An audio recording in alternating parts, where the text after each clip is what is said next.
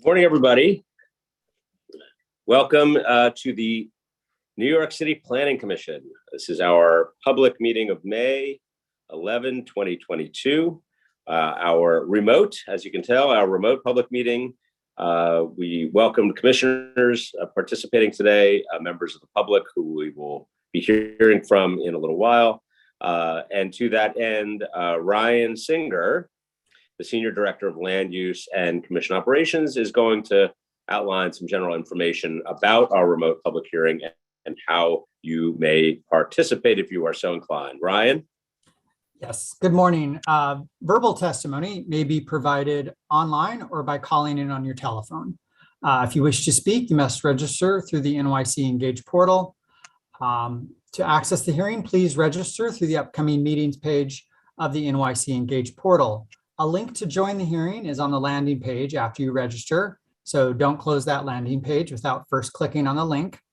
If you're accessing the hearing via phone and wish to speak, you must also first register to do so with the dial-in participant hotline at the numbers listed on the screen. If one of the numbers is busy, please try another. The meeting ID is 618-237-7396. Press pound to skip the participation ID. The password is the numeral 1. The phone number is also posted on the upcoming meetings page of the NYC Engage portal. Note that no matter how you're accessing the meeting, you must first register if you want to speak. Those accessing the meeting online will have the option to turn on their cameras while giving testimony. So when it's your turn to speak, you'll be notified and promoted to a panelist.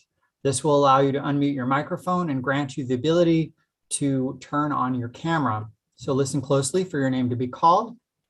There will be a short period where it will appear that you're no longer in the meeting.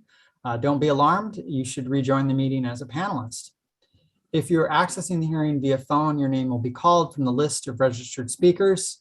Once your name has been called, be given the ability to unmute yourself.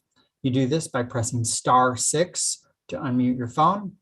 For those listening to the hearing through the online live stream, you must register to speak through the NYC Engage portal. It's not possible to testify through the online live stream. Likewise, for those listening via telephone, you must also first register to speak via the dial-in hotline that I described a moment ago. It's not possible to testify without doing that first. Speakers are limited to 3 minutes of testimony. There are a few exceptions to the 3-minute time limit. Elected officials are accorded the courtesy of jumping to the front of the queue and are not limited to 3 minutes. If consecutive translation services are being used, the time will be extended to 5 minutes. And if an applicant team with 3 or more speakers wishes to make a team presentation, the team will be allowed a total of 10 minutes. The chair will announce when the time limit is reached. Please be mindful of potential background noise during your testimony. Make sure that if you're watching the proceedings via live stream, that the live stream is muted when you begin your testimony. Otherwise, you'll hear an echo. And if you wish to submit written testimony, it should be submitted to the Department of City Planning. The mailing and email address can be found on our website, planning.nyc.gov. And also note that this remote public hearing is being recorded. Great. Thank you very much, Ryan. Good morning again, everybody, and welcome.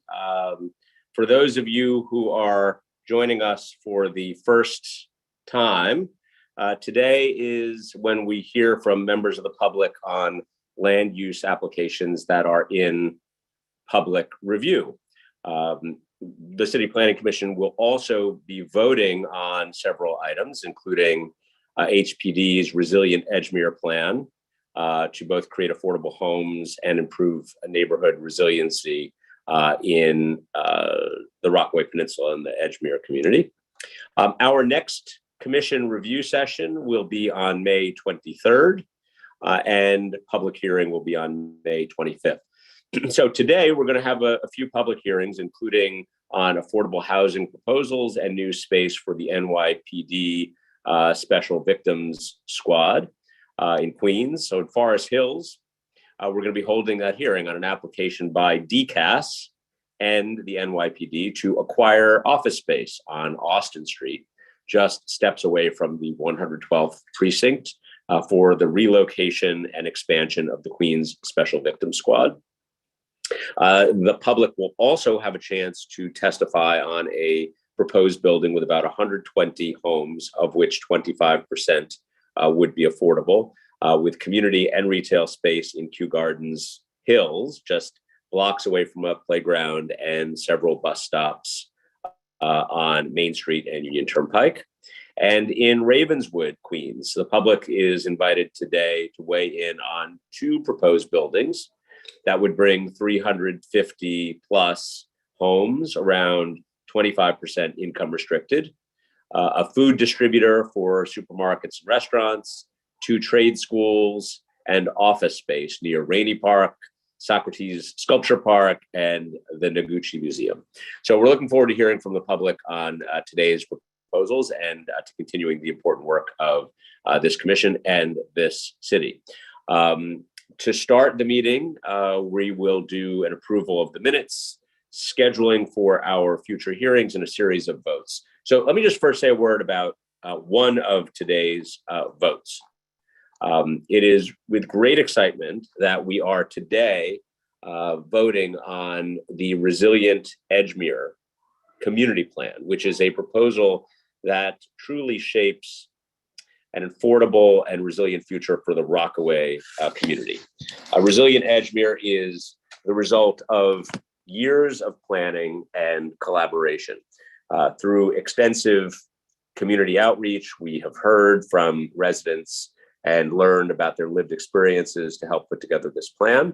And combined with an ever-growing understanding of the impacts of climate change, we now have a holistic and forward-looking land use and development strategy for Edgemere. This plan is responsive to and built with the neighborhood's coastal flood risk in mind, putting the health, safety, and equity of its inhabitants front and center.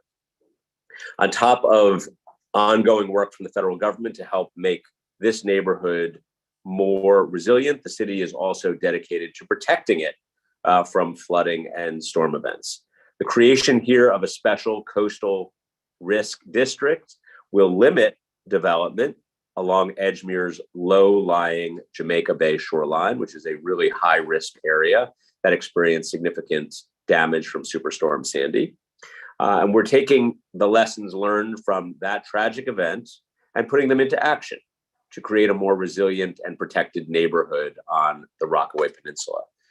This community-first approach will also bring new homes, including over 450 resilient, affordable homes to higher ground close to transit on major corridors, specifically the A train. And through this plan, housing opportunities in Edgemere will be given new life through the actions of a community land trust. I really want to thank Borough President Donovan Richards for his years of hard work, his thoughtful advocacy, and thorough recommendations on this plan, going back to his days as the local council member for this neighborhood. We're looking forward to working with council member Sylvina Brooks Powers to get this over the finish line. I also want to thank the Edgemere community, HPD, and the Department of City Planning's own staff who worked so diligently on this. Resilient Edgemere as a plan should be championed as a big, bold step for this community and for the city as a whole. So I thought it was worth highlighting here at the beginning of this meeting to kick it off. But as noted before, we have some housekeeping before we get into the votes, such as minutes and scheduling. So I am going to ask Madam Secretary, would you please begin the meeting and we will get right to it. Good morning. This is the City Planning Commission public meeting held remotely through the NYC Engage portal. Today is Wednesday, May 11th, 2022. I will now call the roll. Chair Garodnick. Here. Vice Chair Knuckles. Commissioner Burney. Here. Commissioner Cerullo. Here. Commissioner Dewick. Here. Commissioner Edie. Yeah, here. Commissioner Goodrich. Commissioner Levin. Here. Commissioner Marin. Here. Commissioner Ortiz. Here. Commissioner Ramprashad. Here. A quorum is present. The first item is the approval of the minutes of the public meeting of Wednesday, April 27, 2022. Excellent, thank you. On the minutes, I make a motion to approve the minutes of April 27, 2022. All those in favor, please say aye. Aye. Aye. Opposed, nay. All right, the minutes are approved. Scheduling, calendar number 1 and supplemental calendar number 1. We have resolutions for adoption scheduling Wednesday, May 25th, 2022 for a remote public hearing to be held through the NYC Engage portal. On the resolutions, I make a motion to approve the resolutions for adoption scheduling May 25 for remote public hearing through the Engage portal. And on the resolutions, I make a motion to approve. All those in favor, please say aye. Aye. Aye. All those opposed, nay. Excellent. The resolutions are adopted, Madam Secretary. The next part of the calendar is the report section on page 4. Reports, Borough of the Bronx, calendar numbers 2 and 3, 4541 Furman Avenue rezoning, CD12, calendar number 2, C200228 ZMX, calendar number 3, N200229 ZRX, in the matter of applications for zoning map and zoning text amendments concerning 4541 Furman Avenue rezoning.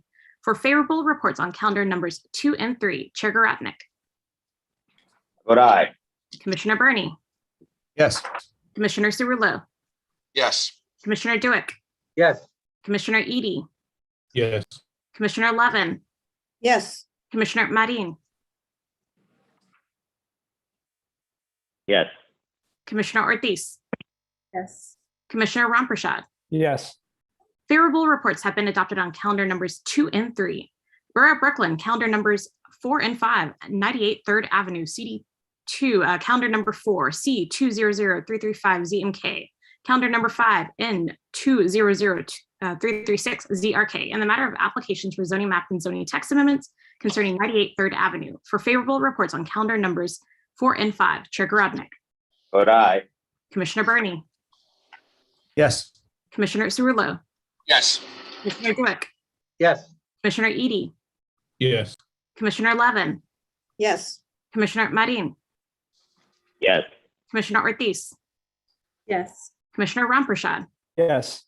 Favorable reports have been adopted on calendar numbers 4 and 5.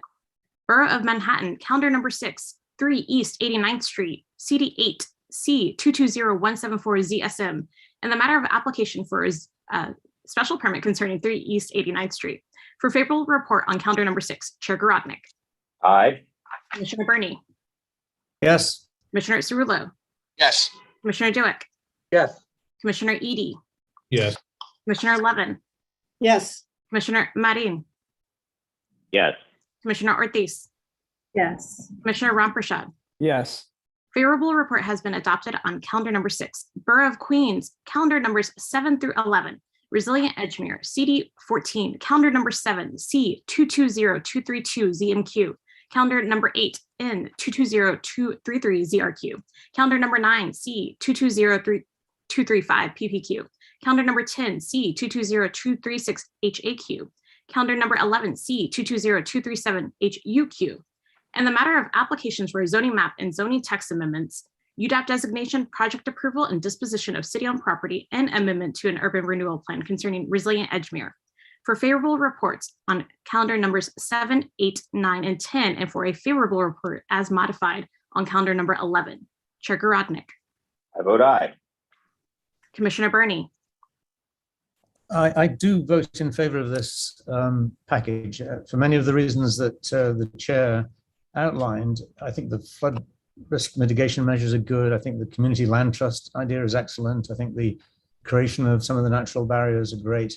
But I do continue to be concerned about the fact that we're addressing flood risk, but we're not fully addressing the risk of permanent sea level rise, which will reach, as predicted, 30 inches by 2050.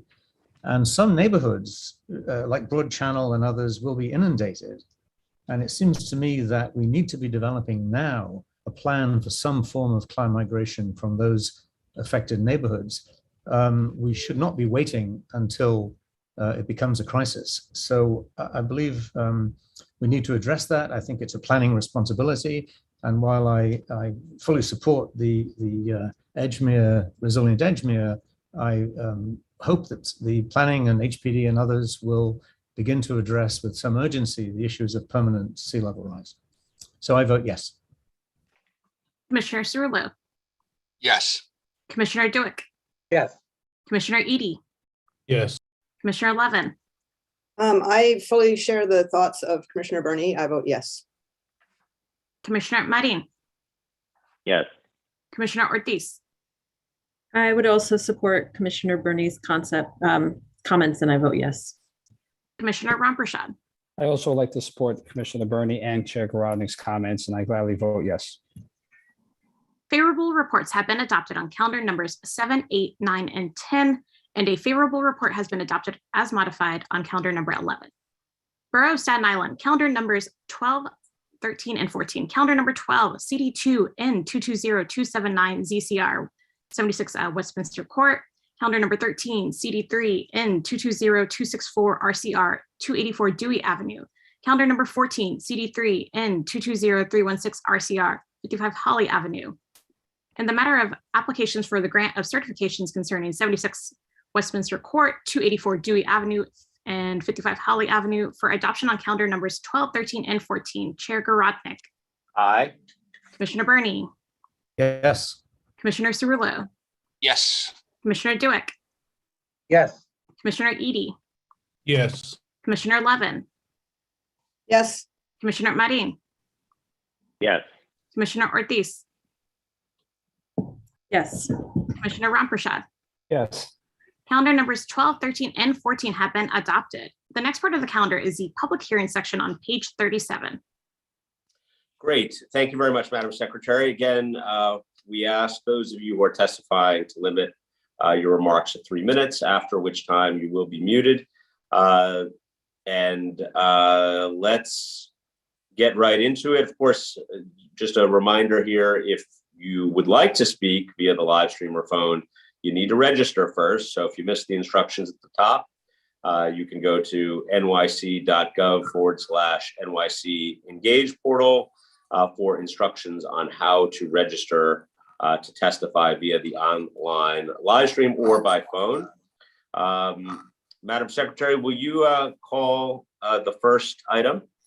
Borough of Brooklyn, calendar number 15, 41 Summit Street rezoning, CD6, C200317ZMK, public hearing in the matter of application for zoning map amendment concerning 41 Summit Street rezoning. Excellent. Thank you very much. We have an applicant team here, Richard LaBelle, Jack LaCicero, and Amanda Iannotti. Mr. LaBelle, good morning. Welcome. And whenever you are settled and ready, you can go ahead and get started. Thank you, Chair, Commissioners. Good morning. Once again, Richard Lobel of Sheldon Lobel PC. I'm joined with Jack LaCicero, the applicant, as well as Amanda Iannotti from my office. Although the number 10 minutes appears on the screen right now, we intended for a 3-minute presentation, so we will not take up more of the Commission's time, and of course are happy to answer any questions. We come before you today with the 41 Summit Street rezoning. Next slide. This is a very straightforward rezoning, as will be seen by the description and from the zoning map. We are proposing a zoning map amendment to rezone 41 Summit, which would be one lot and a small portion of an adjacent lot from an existing M11 to an R6B zoning district. This would allow the zoning at the site to reflect what exists already on the majority of the block. Again, we will look at the zoning map and demonstrate that. Next slide. So it originally come in and received an approval from the commission in 2019 for an R7A, which would have produced a 7-story, 10,000 square foot building with 7 units. After receiving that approval, the application was subsequently withdrawn. There were concerns within the community with regards to a nearby park and the potential for a taller development at the site. The proposal has been revised to produce an R6B zoning district, which would allow for a 4-story building with 4 dwelling units at 5,000 square feet. Next slide. So you can see this is the zoning map. And I think if you just want to advance one slide, you'll see the reason why we feel that this makes total sense. there is a very minor modification in the existing zoning map to the left. The existing map, which extends the residential district 280 feet on the north side of the block and 250 on the south side. This would merely extend the R6B district 30 feet on the south side to allow for an even zoning district boundary. Next slide. So the changed area can be seen in the dotted map. The next slide, which is the area map, if you can load that, shows really why this is entirely appropriate. You can see the overwhelming character of the block is residential. Of 28 lots that are available for development, not including the parkland, 22 of them are either zoned residential or contain non-conforming residential uses. So this is a predominantly residential block. It makes total sense to have a residential use at the site. It is adjacent to residential. Frankly, it's unfortunate that this rezoning could not have been joined with another rezoning in the past. The commission has approved several rezonings on this block itself. Nevertheless, the applicant is here to provide for what would be a contextual residential use and to not disrupt the character of this block with the use of the site as a manufacturing property. The remaining slides, if you just want to page through, show photographs of the property, as well as very simplistic plans demonstrating the 4-story building. We would close by noting that the existing M11 would allow for 2.4 FAR, community facility, and commercial development. So the proposal actually allows for a more contextual and smaller residential building. And with that, we're happy to answer any questions. Thank you very much, Mr. LaBelle. I wanted to just ask you to address, if you don't mind here, the borough president of Brooklyn disapproved of this application on a variety of grounds, including concern that this rezoning would be used as a precedent to incite future rezonings from manufacturing to residential, that he did not see a clear public purpose for the rezoning as is required for the exercise of police powers. Well, you're familiar with it. Why don't you go ahead and address? I just think it's worth your addressing because Sure. It was a pretty clear disapproval of this application. Right.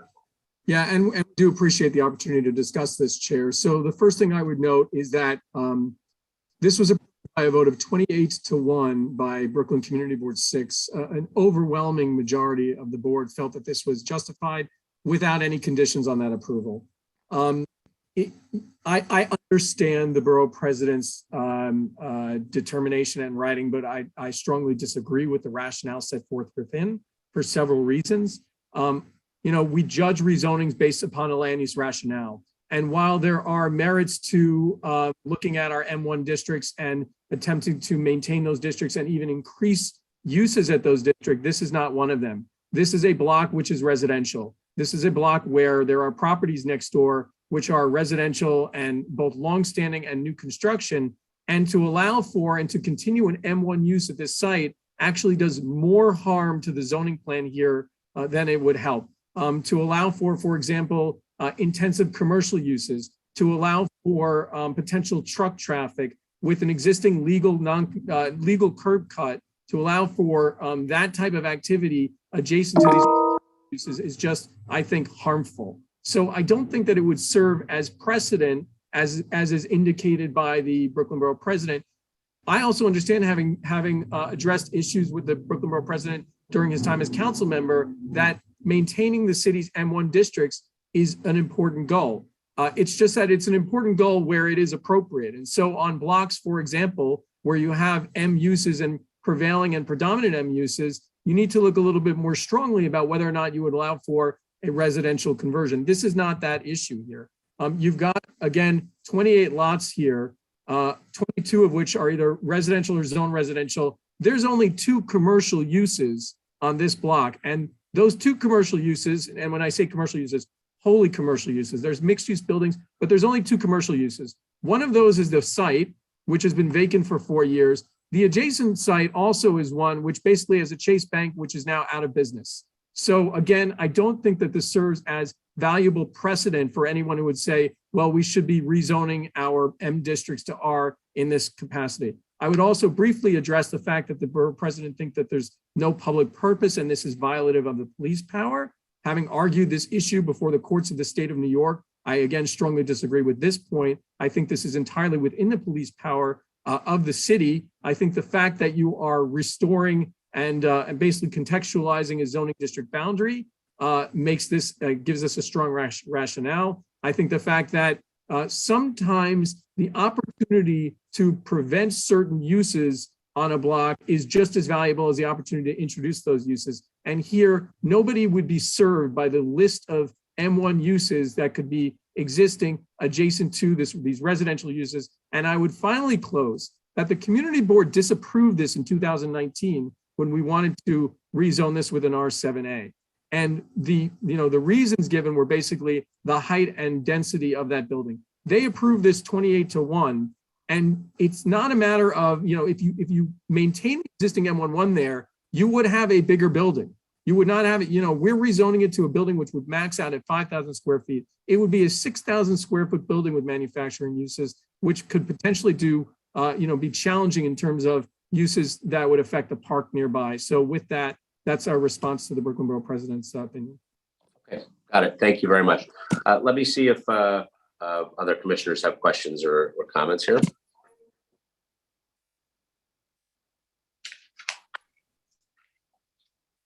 Okay, Mr. LaBelle, that's it. Thank you very much. We appreciate your time. We don't see members of the public wishing to testify on this item. So we will close the hearing on this item and we will move to the next. Madam Secretary. Borough of Queens, calendar number 16. NYPD office space, 6920, 6930 Austin Street, CD6 N220296 PXQ. Public hearing in the matter of an application for a notice of intent to acquire office space concerning NYPD office space, 6920, 6930 Austin Street.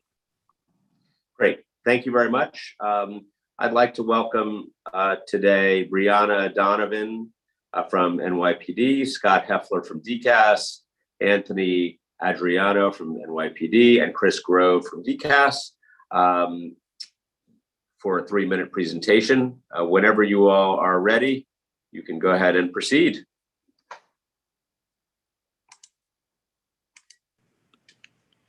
Okay, good morning. Thank you, Chair and Commissioners. Again, my name is Sergeant Brianna Donovan, and I'm currently assigned to the NYPD Queens Special Victim Squad.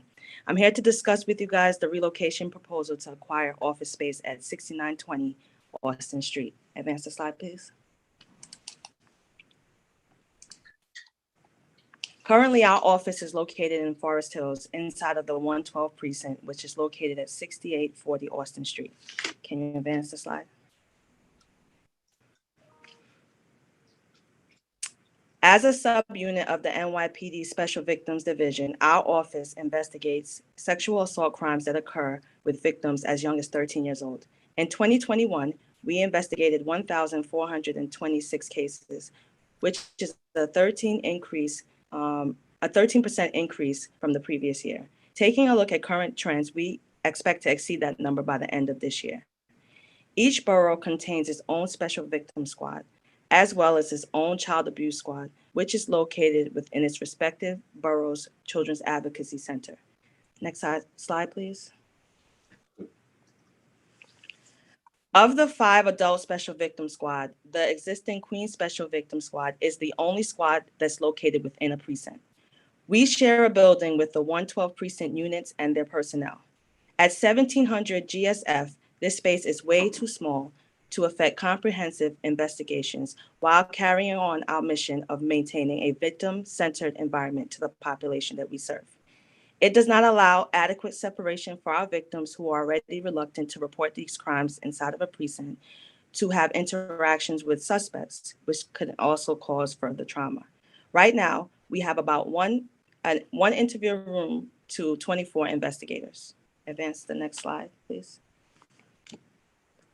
This proposed relocation building is approximately 600 feet east of the 112th precinct. As you can see here, there will be a separate entrance for NYPD personnel with sexual assault survivors, and also a separate entrance for suspects. Can you advance the slide, please? Here is our site relocation plan. Can you advance the slide, please? Our proposed location is 6920 Austin Street would allow for a more empathetic survivor-centered environment. This allows our victims to have peace of mind and our investigators to conduct comprehensive investigations. This space is also large enough for our current staffing levels of 1 lieutenant, 3 sergeants, and 24 investigators. The offices will be open from 7 a.m. to 1 a.m., and members of the district attorney's office and victim advocates would also be able to co-locate with us. Next slide, please. As it stands, this proposed location would have 10 parking spaces that are exclusively dedicated for the Queens Special Victims Squad. Next slide. Thank you so much for your time. Great, thank you very much. Let me see if there are questions from the commission. Commissioner Rampersad. Yes, first of all, thank you for your service.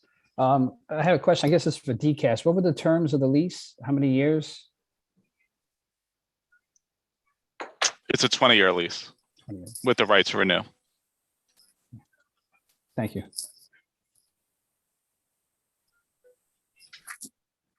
Thank you. And the prior space, was there a lease? The lease was expired or expiring? They're within the 112 precinct, and it's just a matter of expanding and being able to renovate to be a victim-centric approach to policing. Got it. So this was right. So this was jammed into the precinct. Instead, you're allowing with this new space the opportunity to keep victims and suspects separated and have a little bit more breathing room here. Correct. Got it. Commissioner Dweck. Thank you. What's the anticipated time to move in? The anticipated time is between 12 and 24 months. 12 and 20. Thank you.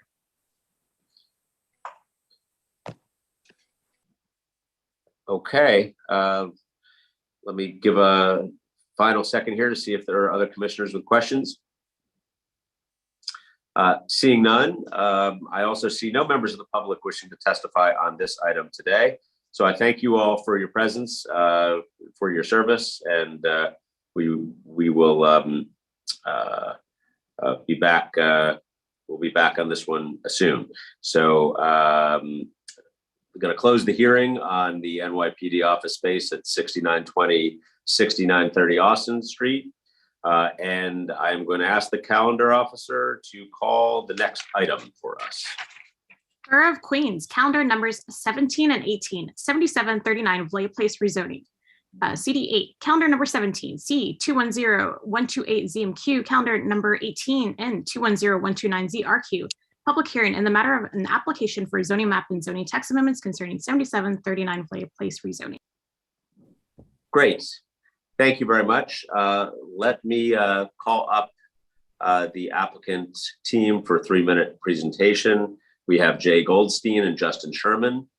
Gentlemen, whenever you are ready, you may proceed. And I will note we do have members of the public wishing to testify on this item after you are done. Okay, thank you very much, Mr. Chairman. Good morning. My name is Jay Goldstein. I'm here on behalf of VP Capital Holdings, LLC. We're here today requesting a zoning map and text amendment of the subject site, which is an irregularly shaped lot between 78th Avenue of Vlay Place and 77th Road in Kew Garden Hills. Next slide, please. The project area has been zoned R32C12 since 1961. The subject site has approximately 34,500 square feet of lot area. As of right, we'd be able to build 0.5 square FAR residential, 1.0 FAR commercial, and 1.6 FAR community facility, those buildings being governed by sky exposure plane at 30 feet. Next slide, please. The proposed rezoning would facilitate an R6A C23 rezoning, with an MIH overlay, which we're requesting option 2. It would provide that 30% of the building would be affordable at 80% AMI, which is in line with the AMIs for the community board and Kew Garden Hills in general. The R6A and the C23 would allow for an 8-story building, which would be mixed use with a max of 3.6 residential floor area ratio, 3.0 floor area ratio for community facility, and 2.0 for commercial. Next slide, please. The rezoning would allow for an 8-story building with approximately 124,000 square feet of mixed use space. 104,000 square feet would be residential for a total of 119 units, 83 market, 36 affordable. The ground floor would be 18,000 square feet of commercial and community facility space, and the cellar would have 16,000 square feet of commercial and community facility space. The sub-cellar would have 126 parking spaces. From a land use perspective, we believe that the site is appropriate for the density proposed. The site's located on a wide street with a wide intersection. It's a short distance to the Kew Gardens interchange with access to major highways and roads, as well as access to local and express bus lines and the E&F subway line a short distance away. The building will bring much needed housing and affordable housing to the area. It'll allow for young families just starting out and for older families that are downsizing, a new building where they can relocate and stay within the area that they've lived in. Next slide, please. In response to community feedback, though, we've committed to reducing the building from the proposed 8 stories to a 5-story building and 6-floor setback. The next few slides will show the side-by-side comparison of the 2 buildings. We're still requesting the R6A zoning district because the FAR for the 6-story building will be somewhere around the 3 FAR. The R6B building, which has been mentioned, only provides 2.2 FAR. So the only way to achieve the building is through the granting of the R6A, which, as mentioned, we feel is appropriate in the area. We anticipate that the unit count of the building would be reduced from 119 originally proposed to approximately 80 to 90 units, 63 market and 27 affordable units. It was originally proposed to have 20% of the building as 2 bedrooms, which is 25 units. In response to community feedback, we're having more than 50% of the building, which is 45 units. And finally, in response to concerns of parking, we'll maintain the 126 parking spaces and provide 1 free space for every unit in the building. Additionally, the applicant has submitted a petition in support with 1,000+ signatures of community district residents. I'm happy to answer any questions that they may be. Great, thank you very much. Okay, so as I understand it, the proposal is to stick with R6A as proposed, but you're reducing the proposed height from 8 to 6 and making a variety of other changes that have been suggested to you through the process. Let's just run. There were a few others in the borough president's letter noting some changes here. I see increasing the number of 2-bedroom units. Did you mention? Sorry if you mentioned that. Yeah. So the original proposal had 20% of the building, or roughly 25 units, to be 2-bedroom. Yep. In response to comments from the community, we're proposing to have 50% of the building, 45 units. That'll be larger 2 bedrooms. Okay, you did mention that. Sorry, I got it. Yes. Okay. And then just sorry, at the very end, you noted that you had a petition signed. Say that one more time. The applicant submitted a petition with 1,000+ signatures, I'm told, from community district 8 residents supporting the application, supporting the project. Okay, got it. Okay, got it. Thank you. Let me see what questions we have from the commission on this one.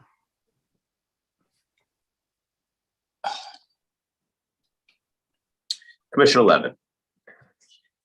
Yes, so I anticipate we've got plenty of questions from the community on this, which we'll hear about. But I wonder if you could address a little bit your plans with respect to the mandatory inclusionary housing units. You're proposing to build this using option 2, which would provide more units, but at an affordability level that you indicated was about the local AMI level. I imagine that, I guess I wonder why you wouldn't be considering option 1 to meet the needs of those in the neighborhood who are not at that AMI level. That's one of the recommendations of the borough president. So I wonder if you could address the plan for affordable housing. Sure. So the option 2 was, again, in response to the actual community. We understood the community. It's a slightly more affluent communities, so the AMIs in the immediate area would support the option 2, as well as the fact that we believe that this area does support, in general, the larger AMIs. It'll allow those young families that may have 2 incomes, and the goal is really for the younger families and the older families that may have 2 incomes, their incomes may exceed the 60% AMI, and we wanted to ensure that those families from land use personnel can afford to stay in this building. Same with the older generation. Okay, well, I imagine there'll be much greater discussion about that when you get to the council. Thank you. Thank you, Commissioner Levin. Commissioner Ramprashad? Yes, thank you. I actually had a similar question as Commissioner Levin, but she was asked and answered, so thank you. 2 questions I have for you is with regards to, you mentioned about filing a restrictive declaration. At what point would you be signing that? And will you be forwarding a copy both to the community board and the borough president? And also one last question. In one of the comments issued by the borough president, he was talking about an additional traffic study. Was any done since your meeting with him, or has there been any further dialogue with regards to that, or correspondence with the VP's office?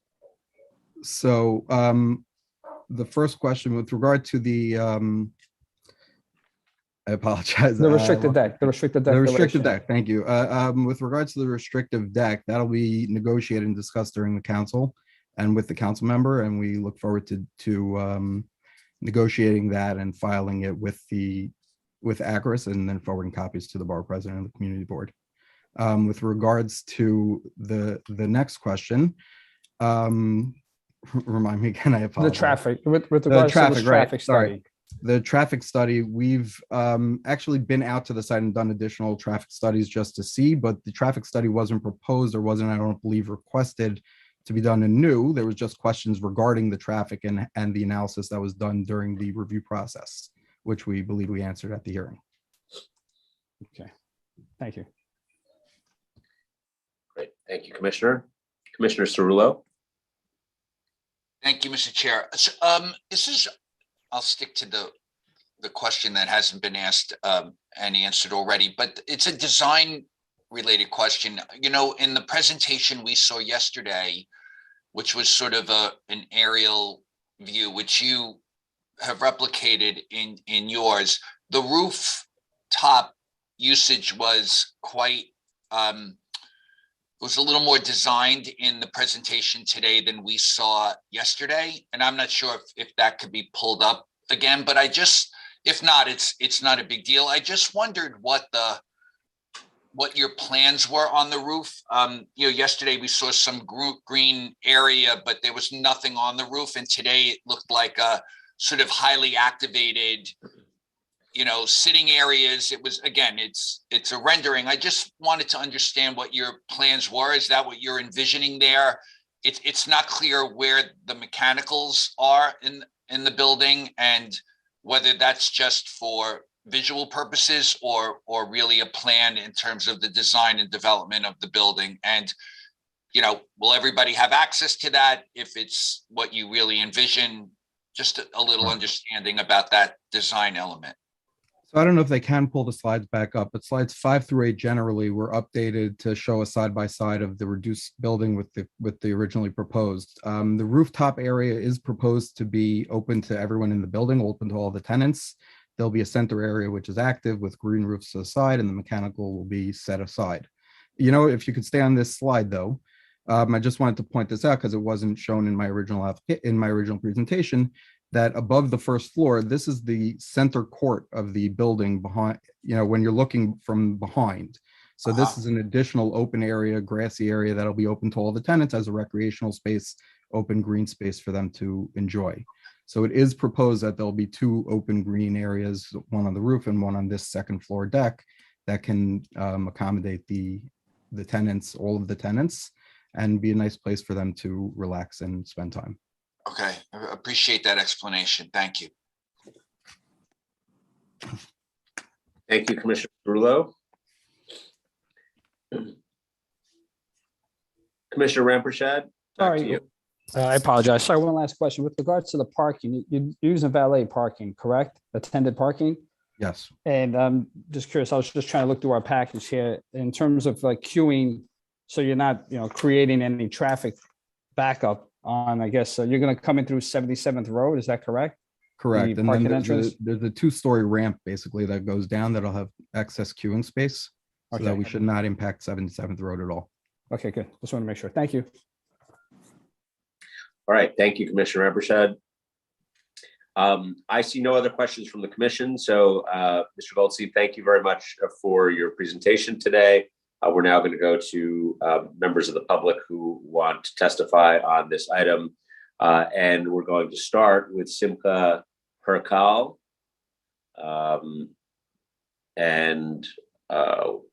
We're going to call him up, and whenever you're ready, sir, you may proceed. Hi, and thank you very much. Just had a question which Jay started to address. If I may just ask a question, then go from there. You mentioned the valet parking and the queue. What will happen when guests come to visit, aside from people who live in the building? What about guests that come? I'm just curious about the parking there and how they get into the building. Great. You should proceed on your testimony, because this is not a moment where you will be able to ask a question directly of the applicant. So we'll note that question. I'm sure they're listening, and the guest visitation and parking, I think. So let's make that as a point from you, as a point of concern, and I would encourage you to proceed with the rest of your comments. Absolutely. So yeah, so as you noted, it's just a concern of mine, because obviously with that many people in a building, there are many guests, so that would be a problem. And just as a resident, I live on Vly Place, right before 77th Avenue. Vly Place is a major, although they said it's a wide street. It is a wide street, but it really only has room for, it's a one lane on each side plus parking on the side. And both in terms of the driving, the traffic, and in terms of parking in the area, I think even the smaller proposed building would be a major impediment, a major difficulty, both in terms of traffic, backing up traffic, danger in traffic. On specifically Vly Place and 77th Avenue is a very dangerous intersection because of limited view and other reasons. I just have personal experience that, both crossing the street as a pedestrian and as a car. Just an example, my mother, who comes to visit me and my sister on 77th Avenue, she never goes to that corner whatsoever, even as of now, without that building being there, creating more traffic. And then going towards Union Turnpike, I think would back up traffic very much, even with the valet parking, especially if the guests don't have the parking, which I can't imagine they do. But that'll be answered by the group. And again, I think the biggest concern more than anything is personal safety, which is driving and pedestrians. And although I like what it would, I understand the positives of this building. I think both the traffic and the parking, especially the danger, would outweigh those positives. And one other issue I'm concerned about, as mentioned, is just the precedent it would set for the neighborhood. Right now, it's a lovely neighborhood, and putting up a building like this would both allow, as for in terms of a precedent, for other larger developments like this, and potentially even to add on top of other existing buildings. So for those reasons, I oppose to the project. Thank you very much. Thank you very much for being here today. Let me just give a moment. Great. Thank you very much for being here. I'm now going to call the next member of the public, Benjamin Haber. Welcome.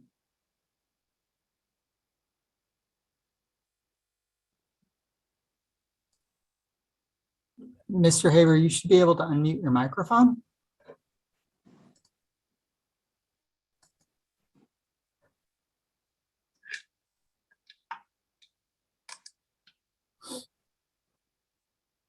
Hello. Hello, we can hear you. You can hear me, good. My name is Benjamin Haber, and I thank you for giving me the opportunity to address this commission. I oppose the subject resolution, as did Community Board 8. I reside 2.5 blocks from the subject construction site and have lived in this beautiful residential neighborhood for 50 years and do not believe there is any justifiable reason to change it. It must be noted there is no building anywhere in the surrounding area that exceeds 3 stories. The builder lacks honesty and credibility. There is no justifiable reason why what it now seeks, it did not do so initially to begin with. This is typical. Begin with what you can do legally, and when that is almost done, come back and seek a complete change. In fact, what currently exists does not comply with its public picture, which shows a second floor less as wide as the first. Of particular importance to our neighborhood is the fact that on the block next to the subject building is a playground that is much used by young children going in and out of the playground. And most important is that across the street from the subject site is a pre-garden kindergarten that includes many young children, some of whom are physically disabled. In the morning, there are about 10 buses that bring the children to the school, and again in the afternoon to pick them up. During the day, when the weather is clear, many of the children are brought outside for walks throughout the neighborhood. What is being claimed in the subject resolution is a hazard to the pre-kindergarten school, and that reason itself is sufficient to reject the subject resolution. Please protect our neighborhood. It represents our many young children, and rejecting the subject resolution would reduce the unwanted traffic and congestion. If you have any questions, I will attempt to answer. Thank you very much. Thank you, Mr. Haber. We appreciate your comments and your perspective here. I don't see questions, so I will again thank you for being here, and I'm going to go on to the next person on our list, which is Anthony Mampilli, to be followed by Jane Keene and Shlomo Beam. We'll go in that order. Mr. Mampilli, whenever you are ready. Yes, sir. Thank you, honorable members of the City Planning Commission, for the opportunity to speak in this important hearing. I am against this motion. I'm a former Community Educational Council member and the president of District 25, and I speak from the standpoint of school safety. I also live very close to this building. There are 2 schools adjacent to this building. The safety of these school children is going to be negatively impacted on account of this proposal. The Stepping Stone School, which Mr. Haber spoke about very well, is a school where children are starting off on their life. And these are special ed children. The North Dunes Community High School has young adults who are beginning their career. Rush hour traffic will pose monumental challenges to these innocent children, and there is a high likelihood of accidents and possible avoidable fatalities. There are also a few other schools nearby in this area that will be impacted. Let's stop this construction where it is and be done with it. A 6 or 8 story complex amidst 2 or 3 story complexes is truly not sustainable. Not to mention the carbon emissions on account of the construction activity, the ongoing pollutions from the vehicles on account of increased traffic for long periods of time, spewing toxic carbon monoxide near these school children and the residents in the neighborhood. This will clearly jeopardize the stable ecosystem in this part of Queens. I sincerely hope that the builders and the responsible parties take heed to the charges of deception and questions of integrity that were raised in the previous meetings. Even the notice of communicating this meeting was not circulated with the people directly impacted. We live less than 400 feet radius from this structure. I was a former director on the board of Q Village Estates. This kind of selective engagement and poor communication leaves a lot to be desired in the area of overall community engagement and participation. The design of this was changed without community involvement, and the building construction was started. What you see now in place is no reflection of the picture and the design that is printed for which the permits were obtained.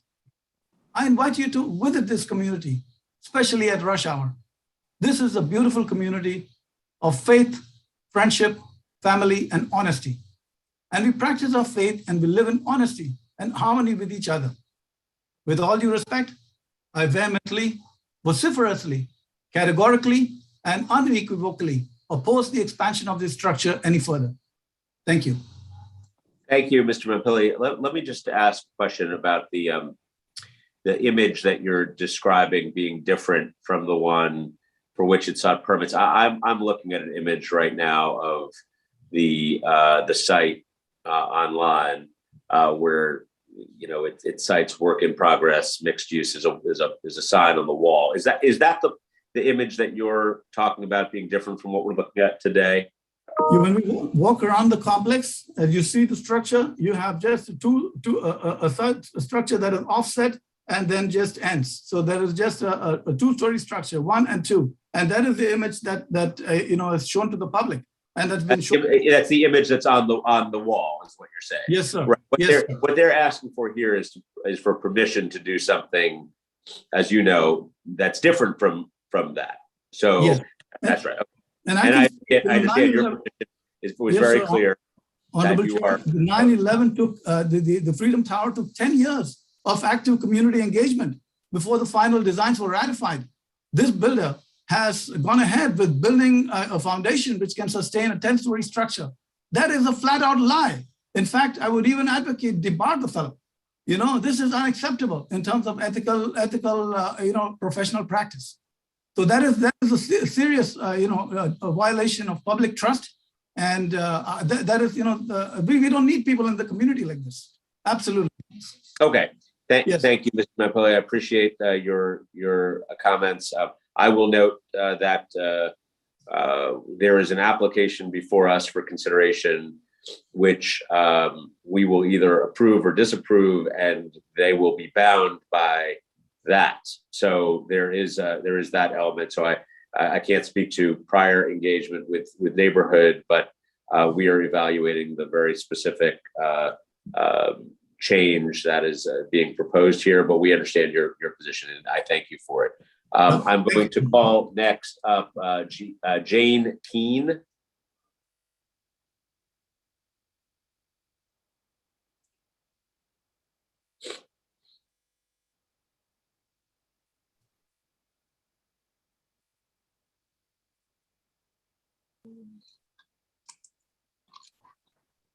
Good morning. Good morning. Thank you. Thank you for allowing me this opportunity to speak. I'm going to read my statement so I say within a lot of time. Thank you very much. I appreciate the process the city engages in to ensure that communities have a voice. I am Jane Keene. I'm the Assistant Executive Director of Stepping Stone Day School, which is houses directly across the street from the building in question on Blythe Place. Stepping Stone has been a member of this community for over 40 years. We provided educational services for young children. We have over 200 children who are in our school. We're at the point now that we are servicing second generation of kids. We had our parents come through our program, and now we have their children coming through our program. We provide services for children with and without disabilities, with a number of our special needs children presenting with physical disabilities and medical disabilities. I appreciate the need for commercial development in this neighborhood, as well as the constant need in New York City for affordable residences. But the change in the amendment from this building from having 2 residential floors to 8 seems excessive. And I know they've adjusted now to 6, but it's still a large number of residences. I believe that the impact on this community, on the day-to-day lives of us, is going to be pretty significant. I will try very hard not to take too much of your time. Although I agree with the concerns about traffic, I'm less concerned about the inconveniences that others have stated, but with the safety, with the increase in volume that would be anticipated with not only the additional residents, but the commercial traffic. You may not be aware that twice a day, during the most congested times of the day, Stepping Stone legally parks 20 or more buses around our building, including on Blythe Place. Most of our buses have lifts to discharge our children who are in wheelchairs, strollers, and adapted equipment. Busing can take up to 45 minutes twice a day. When our buses are parked and cars are parked along the opposite side of the street in front of the building, it only takes one car to double park, truck to unload, etc., to block the street completely. This prevents a clear pathway for emergency vehicles, fire, police, and for us, especially ambulances. Our neighbors will confirm that our medically fragile students frequently require emergency services. It is not uncommon for us to call 911 1 to 2 times a month. I'm concerned about that. They give the impression that Blythe Place is a wide street. It's not. We've been there for a long time. Even when it was previously a commercial building, the minute someone double parks, there's no way around it. I'm also concerned about the increase in volume in terms of safety. Our 200 children are out in the community every day. We walk to the post office, walk to the grocery store, we walk to the playground, we walk to see our neighbor's fish pond. I'm very concerned about the volume in traffic and being able to cross children across streets safely. Right at the corner going to the playground That is not a typical 4-corner. It's a 5-corner. There's 5 streets that come together. I'm very concerned about that as well. I just want to thank you very much for this process. It really has been very beneficial, I think, to the whole community, and I hope you hear our voices. Thank you very much. Thank you, Ms. Keen. We do hear you for sure, and appreciate your taking the time to be with us. And I'm looking at an image of your school right now. I see how close you are to the site, and understand. I can picture the dynamic of the 20 buses loading and need for emergency vehicles to access. One question that I have, obviously it's an empty, right now it's an empty lot, right? It's there's nothing there. So it sounds like I don't want to put words in your mouth, but from what I think I'm hearing you saying, you're concerned about traffic, you're concerned about the potential congestion for need to get buses in and out, emergency vehicles in and out. Presumably you would like to see something happen over there as opposed to an empty lot. So the idea of a residential building itself is not the issue for you. Your question is, how will the neighborhood be able to accommodate the number of residents and potential congestion in the area? Is that a fair statement? That's fair. Also, because that was a commercial building previously. So it wasn't like this was an empty lot for the last 20 years. So when that was a commercial building with just 1 floor, we already had issues with people double parking, with traffic. And once our buses were there, it was crazy. I'm not so sure if the traffic studies that were done prior to March 2020, because our school was closed for 6 months. And then also now, because of COVID protocols for us, we also are not unloading on Valai Place right now. But once we get back to our full normal real life, hopefully very soon, then our buses are going to be all over the place. So I'm not so sure if they took that into account when they did the traffic studies. Okay, I got it. We will take a look at that. Thank you so much. I appreciate it. Yep. Thank you. Let's see. Okay, Ms. Keen, we thank you for taking the time. We thank you for what you're doing over there. Thank you. Okay, Shlomo Beam, you're next.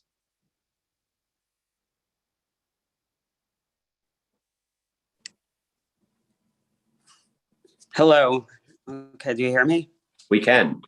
Okay, thank you, and thank you for the opportunity to speak. Like some of the prior community members, I'm going to read my words in an effort to make sure I stay within the time. I live just blocks from the project. I've lived there for over 20 years, together with my family and many extended family members. So this is very important to me. There has been overwhelming concern articulated by the community against the project.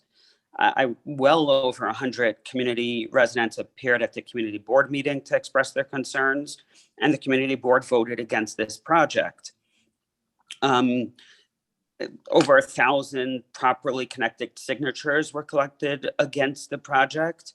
I think it would be interesting to see the signatures collected by the project, as I know that the signatures collected against the project, people were shown the plans, they were shown the details, addresses were collected. I'd be curious if the same could be said for the signatures for the project.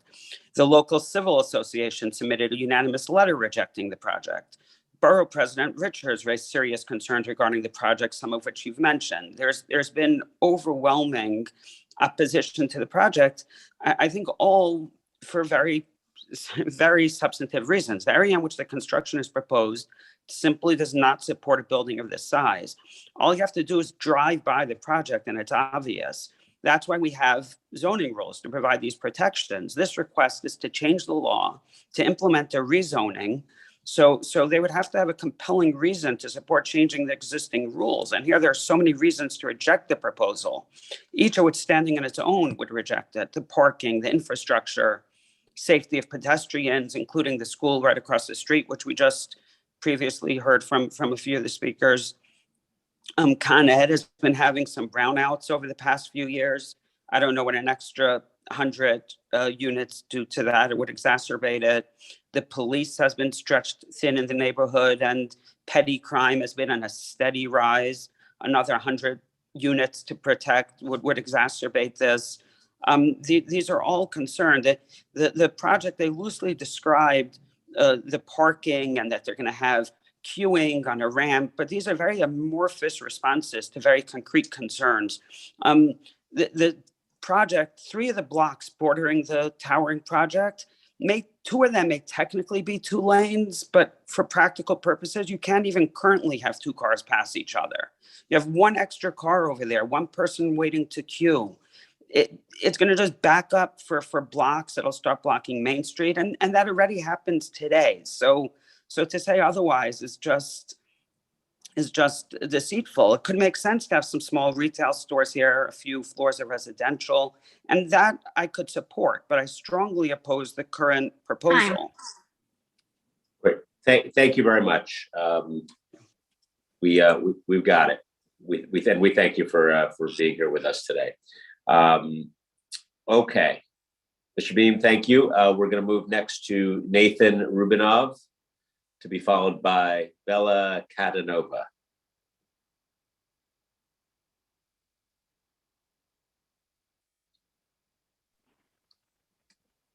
Yes, good morning, everyone. Thank you for this opportunity to speak. I'd like to speak in favor of this project, and I've stayed on a number of these calls already. What I would like to mention is this was a commercial site with, 10, 15 different businesses. Yes, it's a 1-lane street each direction, but I think having a commercial or residential building alleviates this issue with parking, because people are going to pull into the building, which is what we discussed. And, I've looked at the project. And so that's actually going to alleviate most of the concerns about cars being double parked on the street. That's number 1. And number 2, we need investment in the community. We need affordable housing. We can't continue to go into areas and be told that we cannot build. What happens to people that need housing?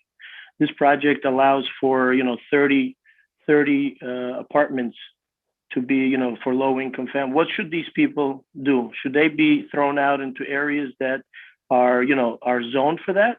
I mean, that is the point of this request. There are people I work and live in the community.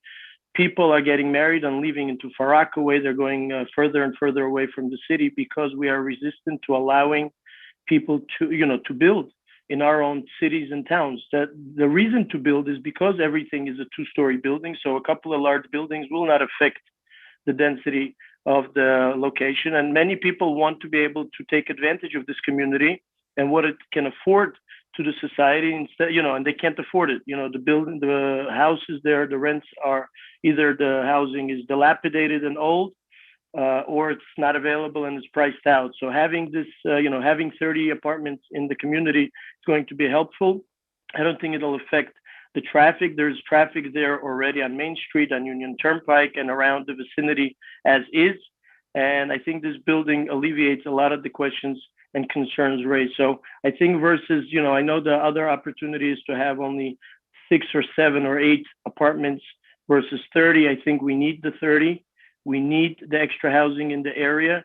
And to complain that this is going to set precedents, I don't think it'll set precedents, because there aren't that many large chunks of land in the city to be able to build this type of structure. So, again, I don't know if I mentioned my name. My name is Nathan Rubinov, and that's all I want to say. I'm in favor of the project. We need the investment in the community.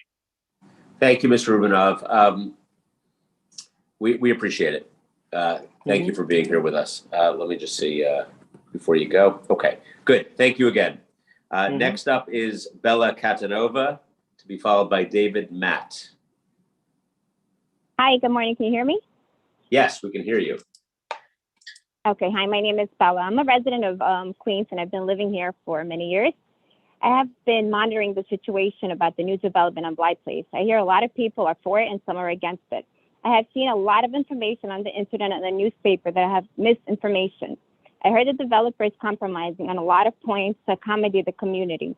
and as well as working hard with the community. He's even reducing from 8 floors to 6 floors to accommodate the Blythe Place community. I still see the residents of the neighborhood. It seems that there is no matter what the developer does, that is good enough for the community. I am a parent of 4 children and I cannot afford a house here. I hear some of the property owners are worried about strangers coming to the community, but that is not the solution to the problem. I'm looking for a 2 or 3 bedroom apartment in the building that has the elevator.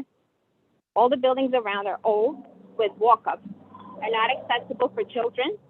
For parents that have younger children with strollers or people with disabilities. I am in favor for the Blythe Place building to be built. Great. Thank you very much for being here. We appreciate your comments and your time. And we need more housing for our community.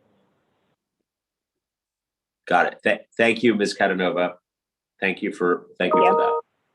I didn't mean to cut you off. Did you were finished, right? I thought I just want to make sure you were finished. Okay. Yes, I think we got it. Yes, I'm done. Thank you. Okay, good. All right, good. Yes, I'm done and I'm in favor for the project. Thank you. Okay, got it. Loud and clear. Thank you very much. Next up is David Matt. David Matt is not in the room. Okay. Next up will be Nathaniel Ilyabayev.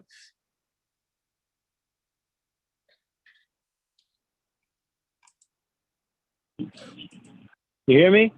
I can hear you. Hi, everyone. I'd like to say that I'm in favor of this project. I'm actually 20 years old, looking to get married soon. And I've been looking in the area for a while now to find something, to live next to my parents, cousins, friends in the area. And I believe that this is going to be something that's going to be very beneficial for people my age, people that are looking to get married, move into something new. We've been looking around. We're talking about me and my friends, and looking, a couple of my friends are engaged right now, and they're thinking of moving to Rockaway and Five Towns because they can't find anything new in the area. It's tough because they're leaving their parents, leaving their friends, leaving the community that brought them up. So I believe that this project will be very beneficial for newlyweds and others that are looking to, get into newer apartments, get into, something that's a lot easier to live in. And I'm in favor of this project. Thank you for allowing me to share my opinion. Of course, we're very happy to have you. Thank you for your comments. Okay. Next up is Asher Koenig. And I will note that if anybody else, before you go, Mr. Koenig, if anybody else wishes to testify, now's the time to sign up. On the screen, you can see the details on how to participate using the link that's cited or by using one of the numbers that you see on the screen right now. So I would encourage you to do that right now if you are so inclined. Mr. Koenig, sorry to hold you up. The floor is yours. Hi, how are you? Can you hear me well? We can, yes. Hi, so I oppose this project. I spoke at the community board hearing. I spoke with the borough president hearing as well. I guess a little different than most of the speakers give their opinion. I think I'm going to kind of approach responding to some of the others. Plus, first of all, with regards to a traffic study, I believe the study that was done determined that there is no traffic study necessary, which was done a couple of years ago. I live 2 blocks away from the project. The traffic is terrible. We could talk about child safety. I do share all the concerns as stepping stones and just the park. We could talk about parking. It's still a concern. We could talk about traffic. We could talk about the narrow street. With regards to deception, I think what everyone's referring to is the fact that the builder built this property used to have 1 store of retail. The developer had a sign up for 2 floors, and he actually built 4 floors below grade. That was done with what he says now was 4 years of planning, which no one knew of. They did not go to the Queens Borough President Richards to hear his opinion. They did not go to James Gennaro to hear his opinion. They didn't even go to the community board in advance. All of a sudden, a community board hearing was planned, and they decided to speak. Clearly, the community board voted against it. Then the KGH Civic Association voted against it. And Donovan Richards' proposal of an R6B was the perfect proposal. The problem is that they only have 2.2 FAR. But since they built out all the way to the max in anticipation of being a smooth sailing, not caring what the city planning commission would think, not caring what the neighborhood would think, not caring what anybody else would think. Now they're like, we need a 3.6 FAR. So they started off at 8 floors. Now they said, we'll go down to 6. Even the deception when their lawyer, Mr. Goldstein, started off by saying that now we've lowered it to a 5-story structure with a 6-floor setback. So a 6-floor setback is a 6-floor structure.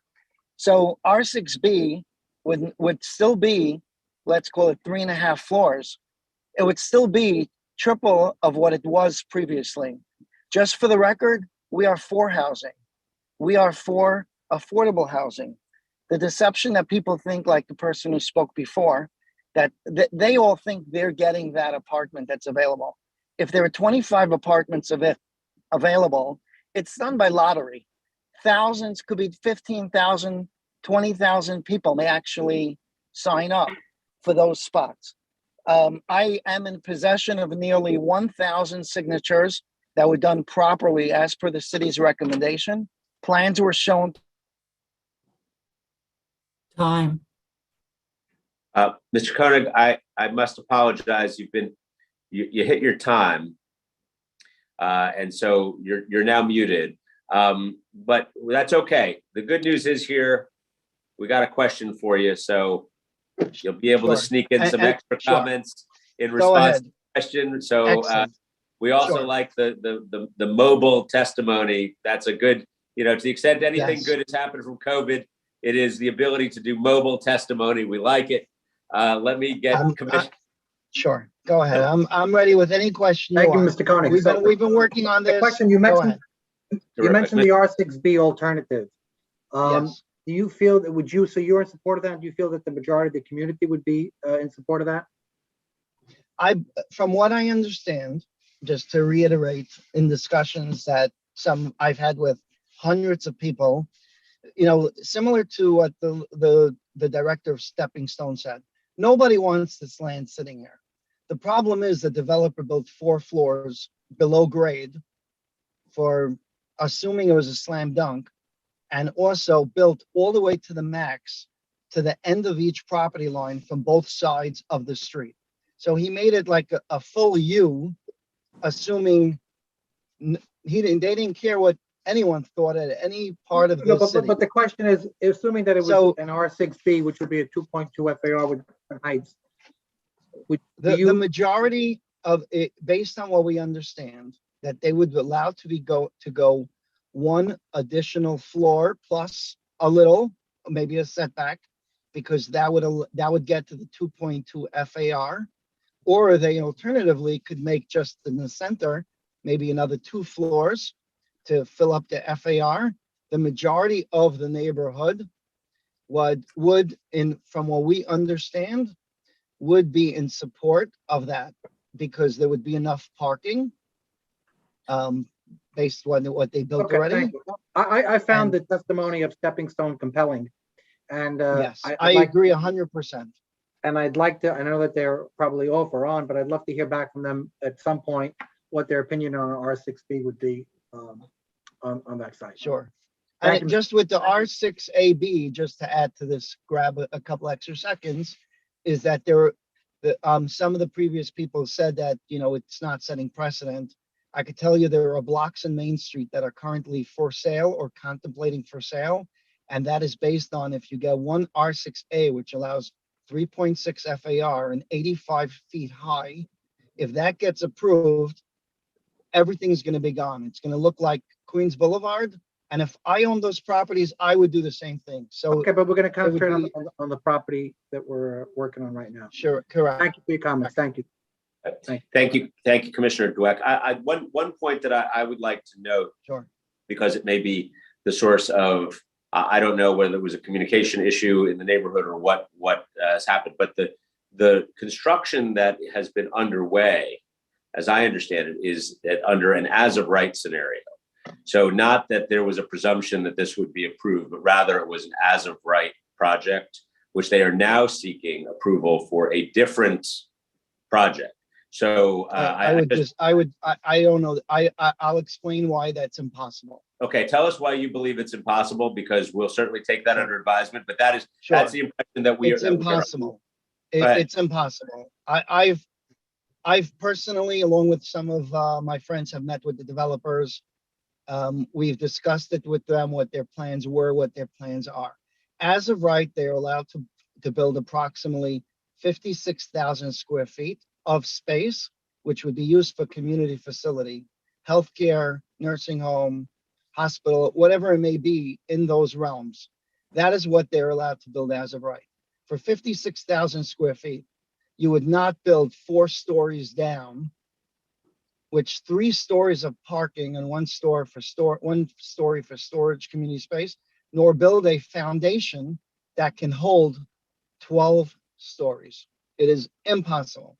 And the developer said, it's impossible. So the as of right, they wouldn't be building.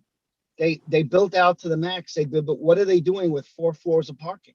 Okay, I got it. Well, I mean, just so that anybody watching would understand that there is an as of right scenario, whether you believe it's impossible or not, there is a scenario that is as of right.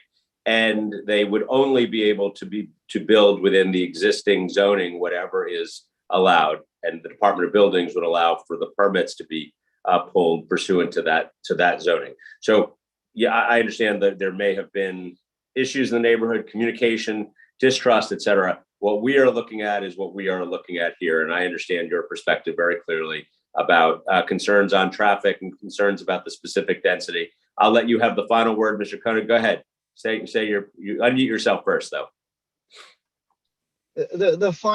My final personal opinion is that we are all for investment. We are all for housing. We are all for affordable housing. We're not concerned about other people coming from the neighborhood, but the entire neighborhood is 2 stories, 3 stories, or single family homes. And we would like to keep the integrity. Even building an R6B would be a significant increase from as of right, plus a significant increase in height and density from any other property within blocks and blocks of our area. And I think the majority of the hundreds of people we've spoken to would be okay with the majority of Borough President Richard's recommendations. And that's basically where we stand. We don't want to kill a project. We don't want anyone to run away, but to say 8 floors to go down to 6 to 5, that's basically changing all the concerns, precedents, whatever it may be, safety, parking, traffic. Well, those are all valid reasons, but maintaining it to a R6B would still be 1 floor higher than any other project in the area. And the majority of our people, it would satisfy concerns. Thank you very much. We appreciate your time and your testimony. You are in fact, the final word in this hearing, because we're now going to close the hearing on this item. We thank you for your testimony to everybody who showed up today on this matter, the 3rd public hearing. We're now going to the 4th, and I'm going to ask the secretary. Before we go on, can I just say for the record that I'd love to, get a jump on the post-hearing review. So if we can get some feedback from the agency on what an R6B would look like, or the potential for an R6B. Okay, fair enough, Commissioner. Thank you for raising it, and we will certainly respond to that concern from you, and we will now proceed. So, Madam Secretary, go ahead. Borough of Queens, calendar numbers 19 and 20, 11th Street and 34th Avenue rezoning. CD1, calendar number 19, C210234ZMQ, calendar number 20, N210235ZRQ, public hearing in the matter of an application for zoning map and zoning text amendments concerning 11th Street and 34th Avenue rezoning. Great. Chair, I'm recused in this matter. Okay. For the record, thank you. We got you. Thank you, Commissioner Rampersad. We will note that you are recused. I'm going to call the applicant team that has 10 minutes. That will include Frank St. Jacques, Nellie Hennessy, and David Needus.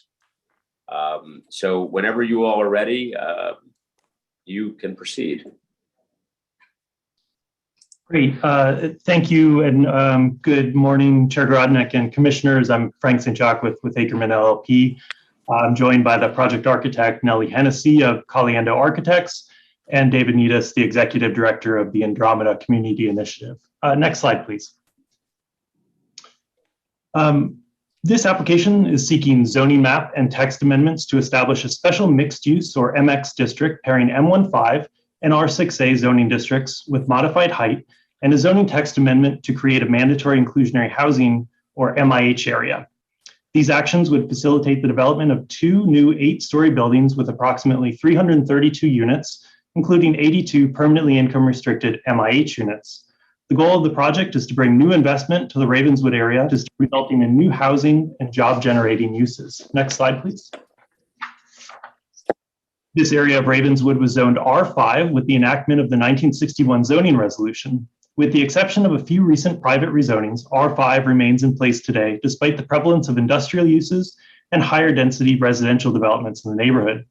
Based on a study of Ravenswood, the Department of City Planning established a general framework in 2019 for mixed-use development in the area through the use of special mixed-use or MX zoning.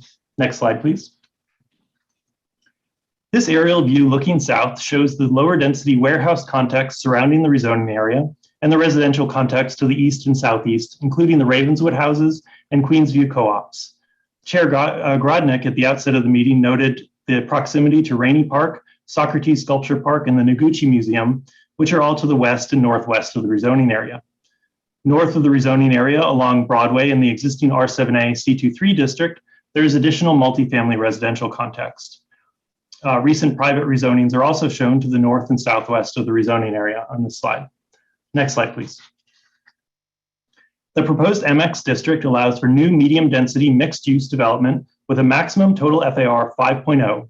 Residential use is permitted up to 3.6 FAR and requires income restricted housing under MIH. A modified maximum height of 95 feet above a 75-foot base allows non-residential uses to have adequate ceiling heights. MX allows a wider range of uses and flexibility than a standard commercial overlay, consistent with the industrial and arts-based neighborhood character and area-wide planning goals. Next slide, please. In the interest of time, I'm going to go through these details quickly. Above 2 floors of non-residential use on this northern of the 2 sites are 194 units, 48 of which would be permanently income restricted under MIH. That's MIH option 1. This is approximately 52% 1 and 2 bedroom and 48% 2 and 3 bedroom. The unit distribution was changed in response to a request from Community Board 1, adding approximately 20 3-bedroom units. David Needus will speak in a moment about ACI. And the Film and Television Production Trade School is associated with York Studios, which has locations in Maspeth and Soundview, and seeks to provide training to incoming workers in the industry. The artist studios will be run by a nonprofit, potentially in partnership with another arts organization, and a space will be available for emerging artists through subsidized or grant-funded studio residency program. And the retail is anticipated to be divided for local retail and service uses. Next slide, please. For the southern building, this building would have approximately 138 units, 34 of which would be permanently income restricted under MIH, and similarly is split about half and half between studios and ones and 2 and 3 bedroom units. This was again in response to Community Board 1's Land Use Committee requesting more family size units. The food distribution business is an existing business in New Jersey that currently serves the 5 boroughs.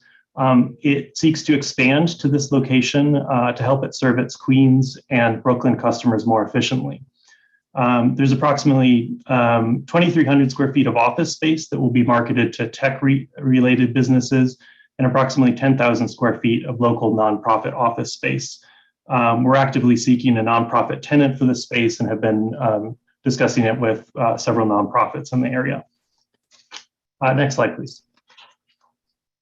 And finally, before I turn it over to the architect, the proposed MIH option 1 breakdown is shown here with 27 units at 40% AMI, 28 units at 60% AMI, and 27 units at 80% AMI, consistent with the range of incomes found in Queens Community District 1.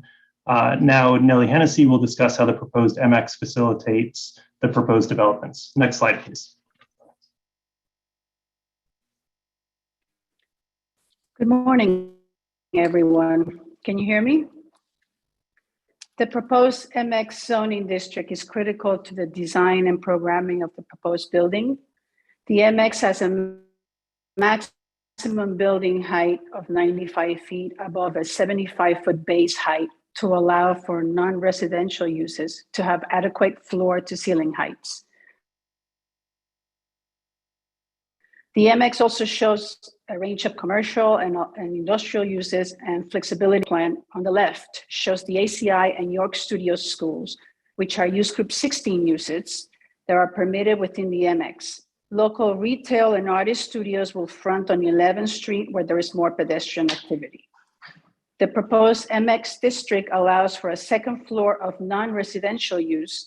The second floor of this building will be occupied by accessory office space for the ACI and York Studios schools.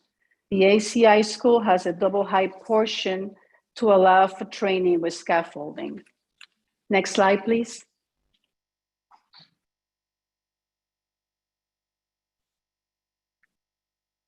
Next slide, please.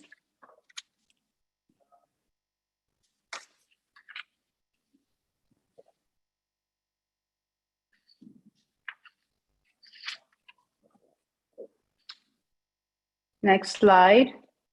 Thank you. The increased height permitted in the proposed MX district allows floor to ceiling heights of 20 feet on the ground floor and 15 feet on the second floor to accommodate high quality commercial and industrial space. It also allows for the double height portion of ACI school to reach 35 feet. Next slide, please.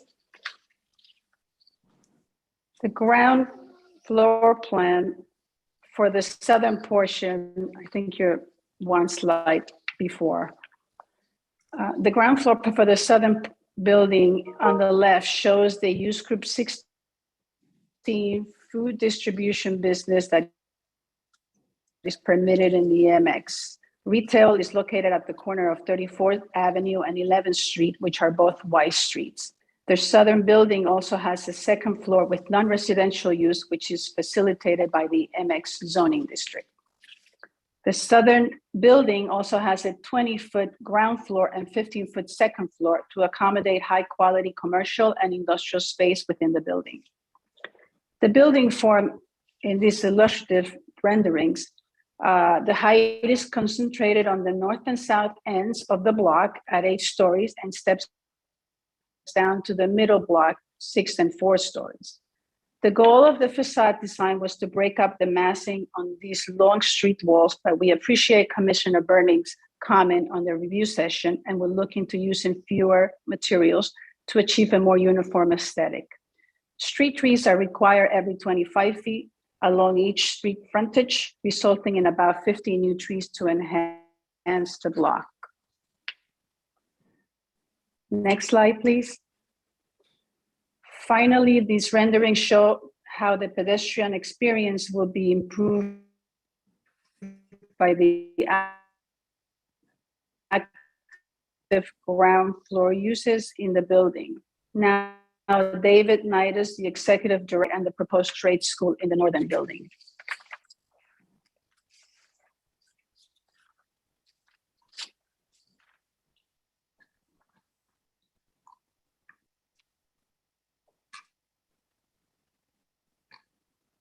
Mr. Nidis. Coursework for people both in certification and hands-on to get them placed in industry. Work with roughly 200 people a year at present, and we place about 80% of our graduates in jobs making $19 an hour. We're really excited about the opportunity for this new space that might provide us, particularly as you'll see on the next slide, we're excited about working with folks who are coming out of the public housing. We work with people who are low income, people who are in need, people who are formerly homeless, and people who are in reentry. So this is a very exciting opportunity, and we would definitely support working with them as well as with Urban Upbound and the people that they recruit from the community. Thank you. Great. Thank you all for your testimony. I'm going to kick it off here with my understanding is there's some existing buildings on, existing businesses on this site. Is that right? Hi, Chair Grodnick. That's correct. For the most part, the in the northern building is mostly vacant. There are some existing logistics and shipping businesses that have found new locations for when construction begins on the northern site. With respect to the southern site, there's one existing business. It's two parts of one business, both automobile taxi related business, and ownership at that site will assist that business owner in transitioning to a new location. So those conversations are underway. So it sounds like for the logistics and shipping, they've already found other locations for the one business that exists on the southern site, which is taxi or auto related. That is an ongoing conversation about how to assist in relocating them. Is that right? That's exactly right. Okay. Talk about the jobs that are expected to be produced here. I understand that there's training. Say a little bit more about that, if you don't mind. Sure. So I'll say a few things, and I'm also happy to turn it back over to David to speak specifically to ACI if there's more questions there. So there will be new commercial as well as the semi-industrial space. So jobs would come from new retail uses. That's anticipated to be local retail. The space in each building would be divided to accommodate smaller local uses, which would in turn create jobs. The food distribution business is anticipated also to bring jobs, by expanding its business from New Jersey into Queens, as well as the two trade schools will not only bring jobs into the buildings, but also work to train train members of the community to put them into the workforce with skills that would allow them to obtain higher paying jobs that require those skills. Great. I think that answers the question, unless the folks in Andromeda want to add anything else. That's Yeah, David, go ahead. All right, just to add, the training that we do provides Department of Building certifications, which, as I'm sure you're aware, are necessary to work in construction. So we're taking people who don't have any skills, giving them the hands-on skills, and then the certifications they need to work in the field. So that creates a real opportunity for people to enter at living wage salaries. Thank you. right. So you both have the on-site jobs that are created through local retail, food distribution, the businesses that are there. Plus you have the training school, which allows for people to have additional opportunities going forward. Okay, let's just talk about the uses for a second, because that's really what we're here to do.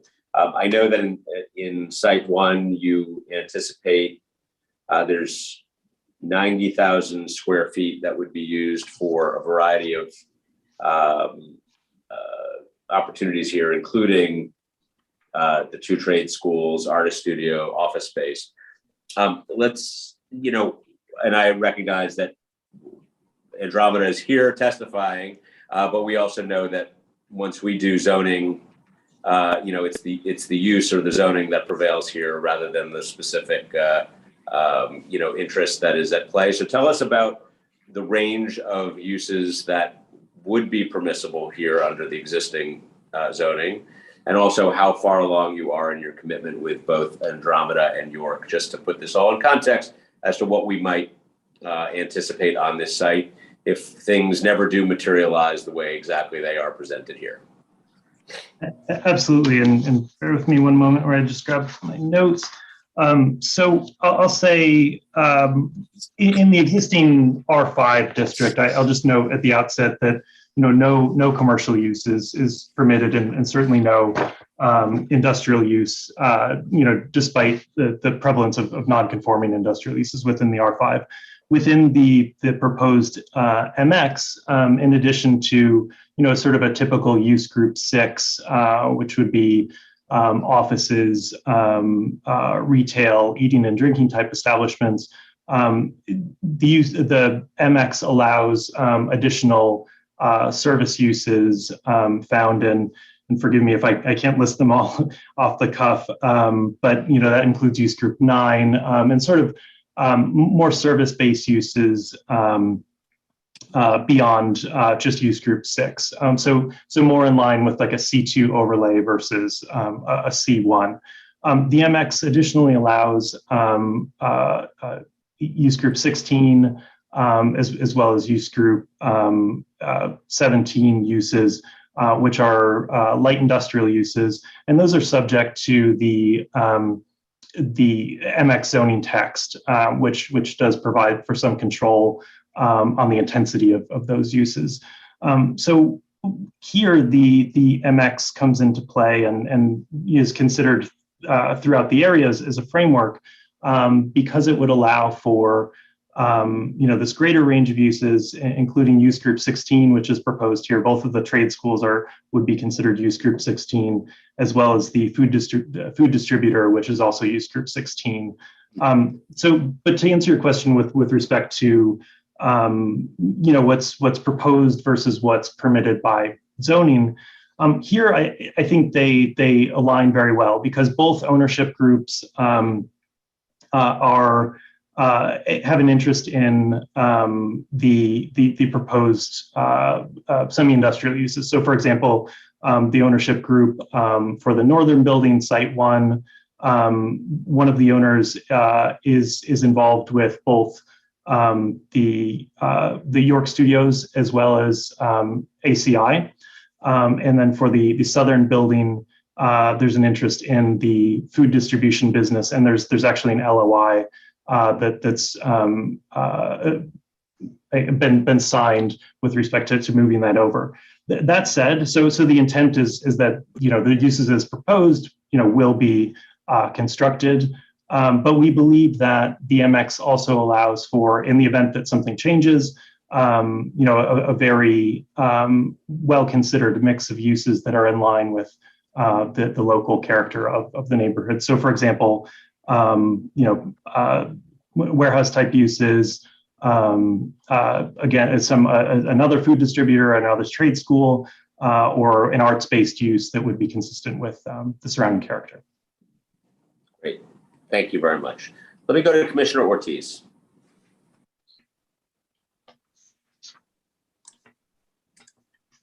You're muted, Commissioner. Thank you.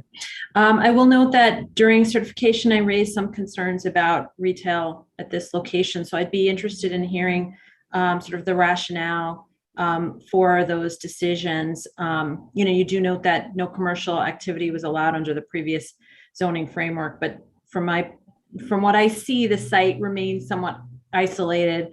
It lacks visibility for major destination drivers. So, as you answer this question, I'd like to know where you think customers for these businesses would in fact be coming from, and whether you've done any analysis to determine whether there's sufficient demand for retail at this location, and whether you have any sense of tenant interest. Thank you. We appreciate the question, and this is something that the project team has been looking into. I'll start by saying, really the closest retail to the site currently is at 21st and Broadway. There's a small grocery and a diner. So that's about just over a quarter mile away, and then about 0.4 miles away at Creston and 34th. There's some additional retail. And then I would believe there's a small cafe on 9th Street and 34th, as well as just north of Broadway on Vernon at 31st Drive. There's another small coffee shop. So really west of 21st Street, we see very little existing retail. We note that with some of the private rezonings in the area, as well as the existing residential that I noted in the presentation, for example, the Ravenswood houses and the Queensview co-ops, the estates at Hallett's Point, there is an existing residential presence in the area that we think would be well served by local retail. So really our thinking is, I'm sorry? How far is that from this location? The residential development. So about 2 blocks to the east are the estates at Hallett's Point. Another block further to the east are the Queensview co-ops, and then 1 block east are the Ravenswood houses. So those are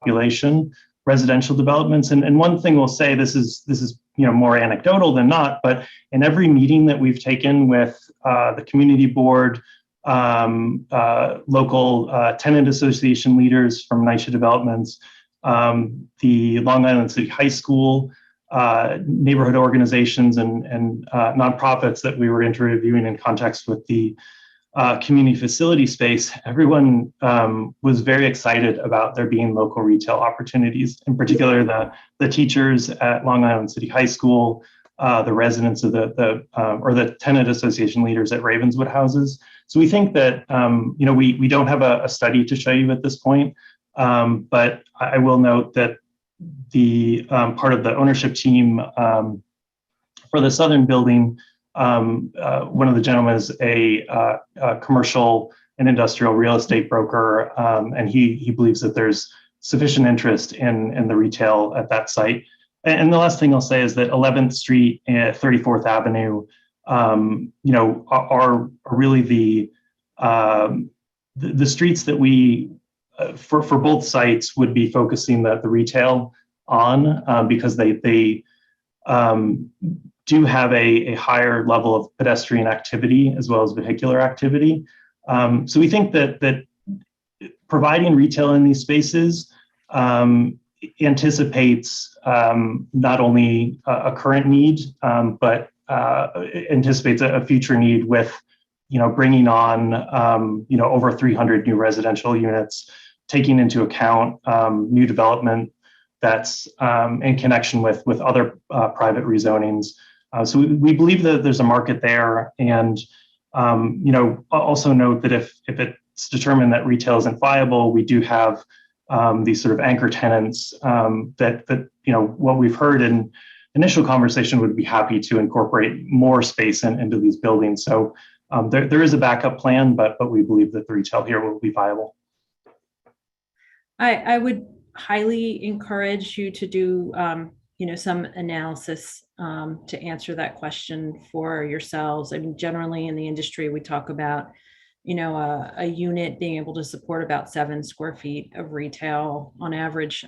It can go up or down depending on many factors, but so 300 units, in and of itself is not sufficient to necessarily support a successful business. And I think what we want to do is make sure we're creating the conditions for successful businesses, and also we're not creating undue competition with existing businesses who are on some of the corridors that are serving these residents. as well. You know, we don't want to dilute the market demand and make it harder for our existing small businesses to succeed. So, you know, I know that's not a question for you. That's more a comment for, you know, for the larger issue around where we put retail and where we try to manage it. So thank you for that response. Thank you.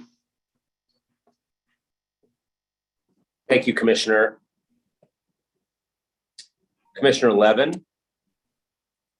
Yes, thank you. I have two unrelated questions. One is the MX space that is proposed for ACI and York Studios. Is that expansion space for both of those organizations, or a replacement of your existing facilities? So I'll start with York first. York operates 2 film and television studios, so actually doing the production work. The space in the northern building for York would be sort of shifting gears into you know, an actual trade school. So bringing in you know, students to run a program and a curriculum to bring them into the industry. You know, based on their experience with having to, you know, really train new hires, you know, to achieve a baseline of skills to be successful in the industry. With respect to ACI, and I'll let you know, David fill in the blanks here, but they would be moving from their existing space into this new space. So they currently operate a little to the south out of a facility in Long Island City. And this would be an expanded dedicated space for ACI. Okay, so they'll be leaving empty space behind when they move into the space. So actually not empty space, and I again, I can have David. So ACI operates out of an existing school for not a nonprofit called the Andromeda School. It's essentially a construction academy that has some overlap with what ACI does on a nonprofit basis. So they'd be moving the nonprofit space to its own dedicated training school and not operating within the current Andromeda School. And I hopefully that's not too confusing. I can say it again. Okay, good. Okay, thank you. Thanks for that clarification. And then I have an architectural question. This site, this block is, you know, was seriously impacted by Sandy and remains in the flood zone. I wonder if you could describe a bit protections you're taking in the design of the building to make it flood resilient. Sure. Bear with me one moment. I'm just looking for the design flood elevation that were required. So I'll start and then I'll let Nellie jump in. But I think this area requires dry flood proofing the cellar. I think that the goal with this site was to maintain ground floor level uses that would not have to be raised, and incorporating like ramps and other measures in order to provide adequate access to the building. So with respect to uses that would be below that design flood elevation that's required due to the adjacency to the river and the new flood rules, essentially the ground and I believe a portion of the first floor need to be dry flood proofed. And Nellie, if you could weigh in here as well. And I think you're muted though. Oh, there you are. Our initial study of the area, though, does not have it as being part of that. It may be in the later maps, but yes, what you've said is correct. We will be providing the gates and doing the dry flood proofing to the elevation of the future flood zone. Okay. And then I guess one last architectural question. On the subject of sustainability and resilience, are you providing any features beyond what's required by the building code? Energy efficiency? So I can start there, and then I'll again let Nellie fill in. And apologies, there's really a lot to this project that we tried to stuff in the 10 minutes. So we pulled the slide relating to resiliency, but some of the features that would be added include rooftop solar as well as green roofs. So rather, the new building. Sorry, the new requirements are for essentially one or the other, and looked into that and believe that these buildings could support both. Additionally, the use of pervious pavement and rain gardens throughout for stormwater controls, as well as the use of efficient windows, appliances, and insulation to reduce energy use, as well as efficient mechanicals, electrical, and plumbing just for water and energy saving. And then additionally, there would be ample bicycle parking throughout the building, as well as electric vehicle charging in the cellar parking garages. I think I captured everything, Nellie. If I missed anything, please. No, you've captured all. Thank you. Okay. Thank you. Thank you, Commissioner Levin. Okay, so we're now going to go on to the public testimony portion of the 11th Street and 34th Avenue rezoning proposal. And we are going to hear, so thank you all for your presentation. We're going to start with Renzo Ramirez of 32BJ, to be followed by Rahima Uli. So, Mr. Ramirez, whenever you're ready, you can go right ahead.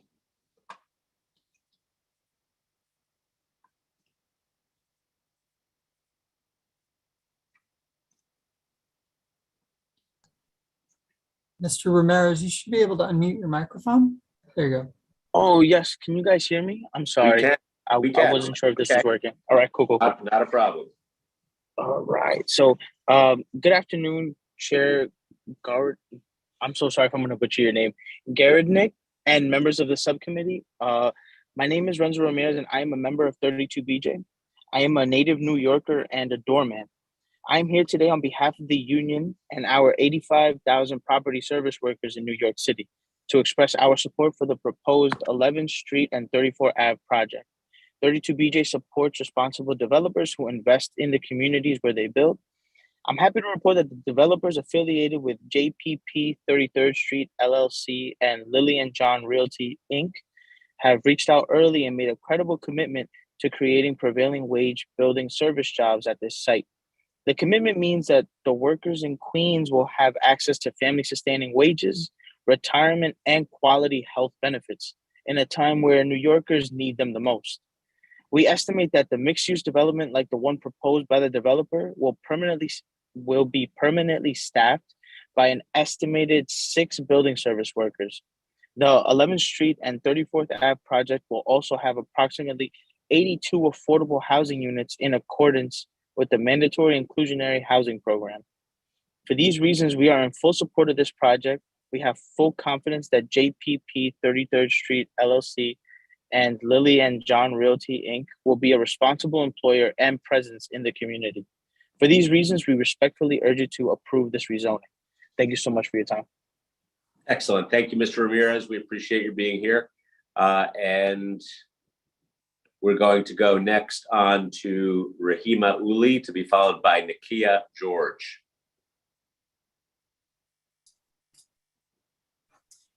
Good morning. My name is Rahima Uli, and today I will be reading on the behalf of 2 people's testimonies, Reverend Bobby Moore and Miss Corinne Hayes. Good morning. Thank you for allowing me to speak today. I'm Reverend Bobby Moore, the overseer of the Astoria Baptist Church located at 3117 21st Street in Long Island City, and I would like to express my unwavering support for the 11th Street and 34th Avenue rezoning.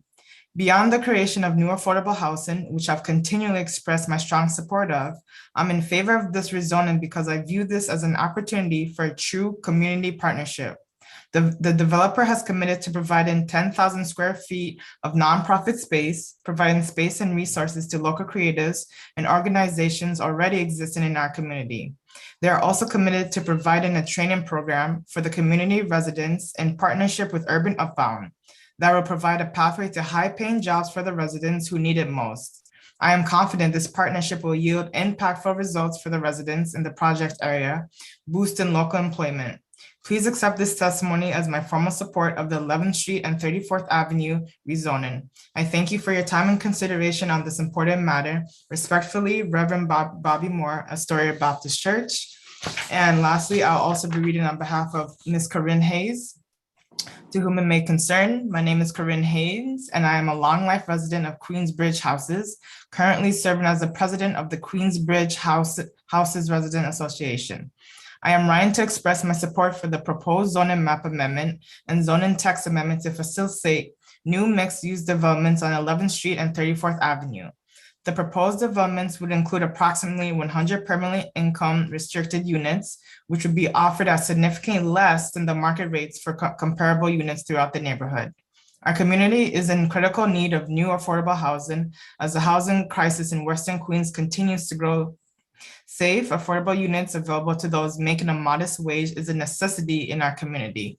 Additionally, rezoning will facilitate potential growth within the neighborhood's art, culture by creating an artist studio space, York Studio film and production trade school, as well as creating technology, advertising, and media space. The partnership with ACI and Urban Upbound brings immense value to the project. These partnership opportunities directly impact the residents who live in the project area, including residents of public housing who use Urban Upbound services. I support the proposed rezoning and ask that you support it as well. Thank you in advance for your consideration. Sincerely, Ms. Corinne Haynes, President of Queensbridge Resident Association. Thank you. Wonderful. Thank you very much. We appreciate your testimony on behalf of both and your time this morning. Next up is Nakia George, to be followed by Corinne Haynes. Hello. Hello. Hi. Welcome.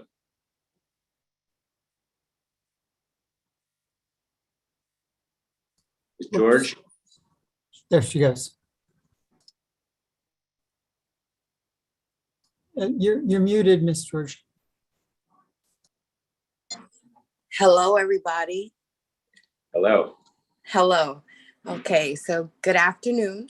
My name is Nakia George, and I'm a community advocate for Woodside Houses in Queens. I'm here today to express my full support for the Skyline Project, as I believe it will benefit our community by providing new jobs and more affordable housing. In Western Queens, affordable housing and access to quality living while making a modest wage is scarce. Over 30,000 residents in Queens live in public housing developments and continually seek out new housing options. NYCHA living conditions can be less than ideal for many new development projects are a glimpse of hope. In addition, this project will bring many new jobs to our community, both during construction and after. On behalf of myself and countless other Woodside residents, I hope you strongly consider this project for approval. Nakia George, thank you. Excellent. Thank you, Nakia George. We appreciate it. Thank you for your time today. Let's go on to Bobby Moore, to be followed by Corwin Mason.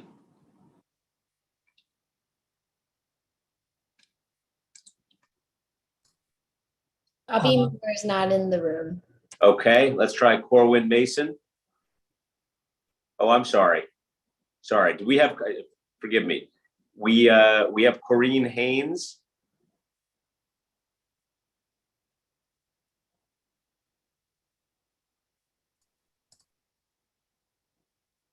Didn't a previous speaker read her testimony? Yeah, I believe a previous speaker read her testimony. She's in the room and we've asked her to unmute, but I don't know if she's stepped away.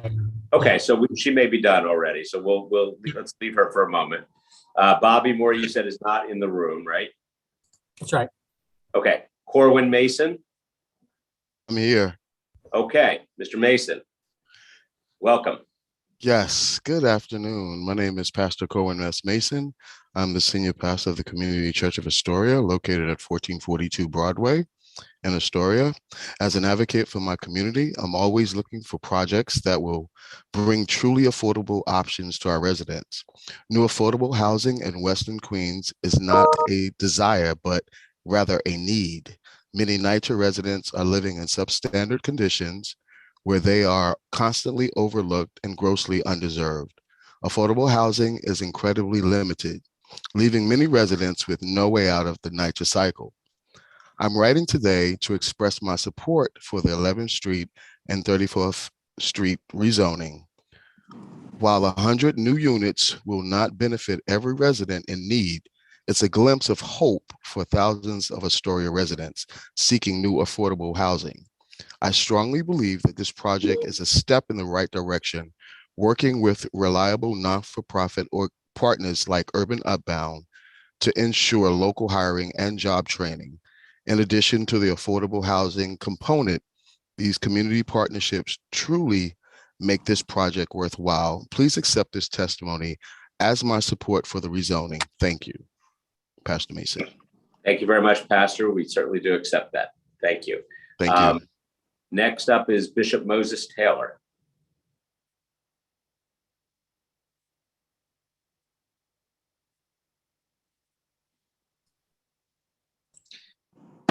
Bishop Taylor, you should be able to unmute yourself.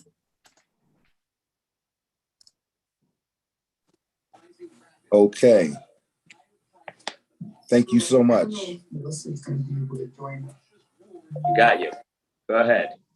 Okay, thank you, Chair Garodnek, and to all the commissioners that are gathered today. Thank you so much for hearing our support of the Andromeda Skyline project.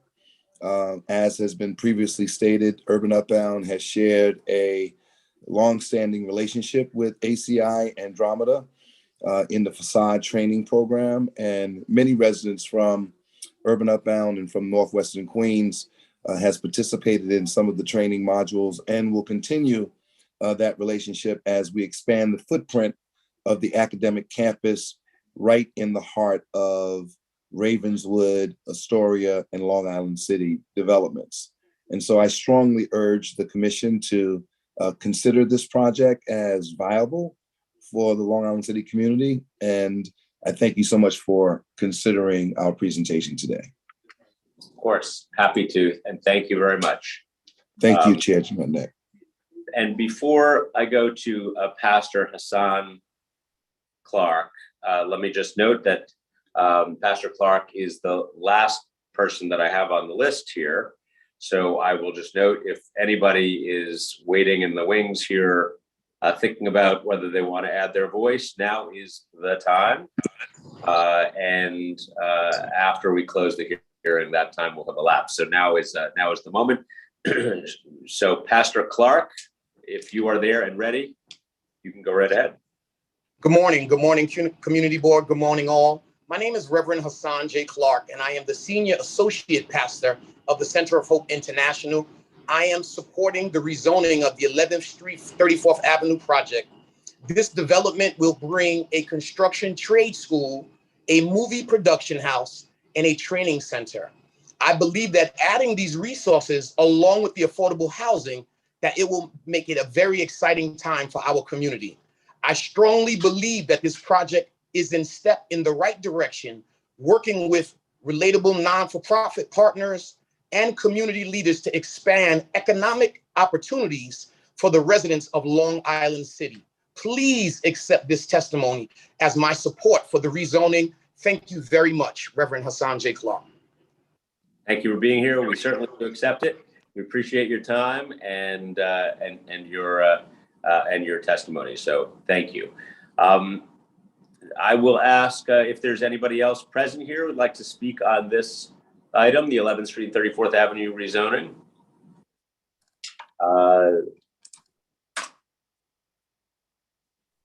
Seeing nobody, this hearing is closed. Madam Secretary, back to you. Is there any other business today to be considered by the commission? No, Chair Grodnick, there is no other business before the commission, but I do have some public information to share.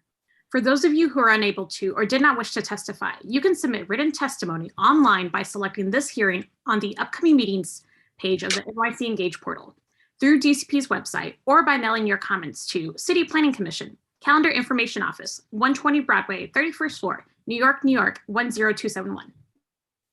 Excellent. Thank you, as always, Madam Secretary. And let me just express my thanks again to the Department of City Planning for their efforts in preparing for and making the hearing seamless, to the commissioners for their time and attention today, and of course, to everybody from the public who took time out of their day to express their views on these various projects. We really do appreciate that. And with that, this remotely held meeting is adjourned. Thank you, commissioners.